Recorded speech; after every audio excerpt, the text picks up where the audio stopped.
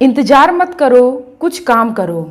ईश्वर आपको हमेशा मौका देगा, लेकिन उस मौके को आपको पहचानना होगा, ना कि ईश्वर खुद आकर बताएगा कि मैं आपको मौका दे रहा हूँ।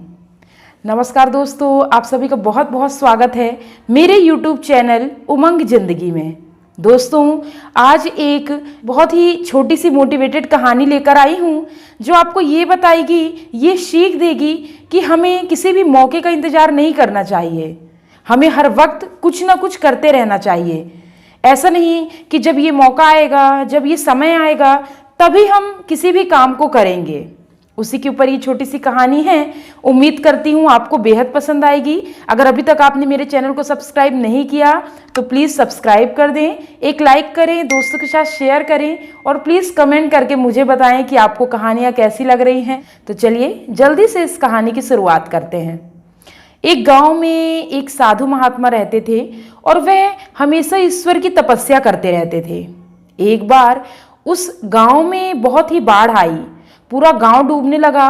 वहां के लोग इधर से उधर भागने लगे, लेकिन वह साधु अपनी जगह से टस से मस नहीं हुआ। मतलब वह अपनी जगह से बिल्कुल नहीं खिसका। उसे ईश्वर पे विश्वास था कि मुझे कुछ नहीं हो सकता है, ईश्वर मेरे साथ है। वह वहां पे बैठे अपनी तपस्या कर रहा था, तभी लोग वहां पे भाग रहे थे। भागते हुए लोगों में एक आदमी ने उस साधु को देखा तो कहने लगा, बाबा चलो यहाँ से भागो, इस गांव में बाढ़ आ गई है। साधु ने उस आदमी को बोला, तुम जाओ बच्चा यहाँ से, मैं यहीं पे तपस्या करूँगा, ईश्वर मेरे साथ है, वह मुझे बचाने जरूर आएगा। वह आदमी वहाँ से भाग गया। लोग भागने लगे। कुछ देर बाद उस साधु बाबा के कमर तक पानी आ गया। वह अपनी तपस्या में मग्न था, ईश्वर पे विश्वास था कि ईश्वर मुझे आके जरूर बचाएंगे। तभी वहाँ पे नाव से जो आदमी उस गांव को छोड़ रहे थे, तो एक आदमी ने कहा, बाबा आपके कमर से ऊपर पानी आ गया है, चलिए आप हमारे साथ नाव में इस गांव को छोड़ के चलिए, नहीं तो आप डूब जाएंगे। बाबा ने फिर जवाब दिया कि तुम लोग जाओ, मैं यहीं पे तपस्या करूंगा, ईश्वर मुझे बचाने जरूर आएगा। वह अपने इस विश्वास के साथ तपस्या में मग्न था। थोड़ी देर बाद लास्ट में अंत में एक हेलीकॉप्टर आई जो वहाँ पे कुछ आदमी बचे हुए थे उन्हें लेने के लिए। हेलीकॉप्टर जाने लगा। हेलीकॉप्टर में चढ़े हुए लोगों ने उसे देखा कि अरे साधु बाबा तो अभी भी यहाँ पे तपस्या कर रहे हैं।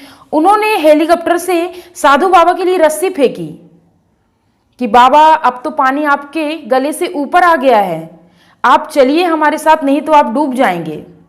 साधु बाबा ने फिर एक ही उत्तर दिया कि ये रस्सी ऊपर खींच लो, मैं नहीं जाऊंगा, मुझे बचाने के लिए ईश्वर स्वयं यहाँ आएंगे, तुम लोग जाओ, मैं यहीं भी अपनी तपस्या करूंगा। ऐसा करते हुए पानी साधु बाबा के सर से ऊपर चला गया और साधु बाबा की डूबने से मौत हो गई। जब साधु बाबा की मौत हो गई तो उसकी आत्मा ईश्वर के पास पहुंची।